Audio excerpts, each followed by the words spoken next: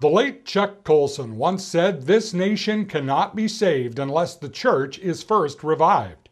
Renewing the church is the key to saving America." I would agree with that and would add, the key to revival in the church is fervent and even desperate prayer. As I've been saying, there is an inseparable bond between revival and prayer. In fact, one of the great moves of God in our nation is known simply as the prayer revival.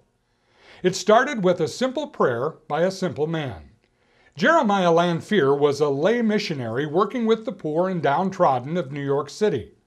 One day, in a small darkened room in the back of one of the city's lesser churches, he knelt to pray.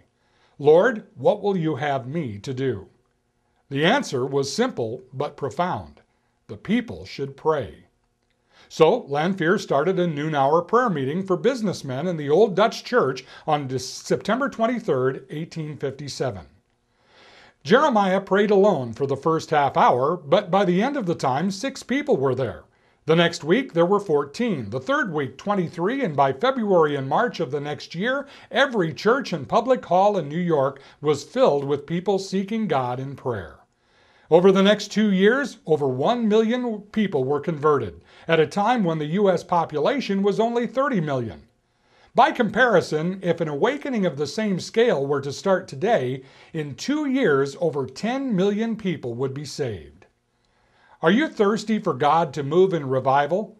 Then my challenge to you is to start your own prayer meeting. It doesn't have to be fancy, just a time of Bible reading and calling on God with a group of folks from your church, your neighborhood, or even your workplace. Don't wait for your pastor or someone else. Take the initiative and start praying with others. After all, it was Jesus himself who said, "Where 2 or 3 are gathered together, there I am."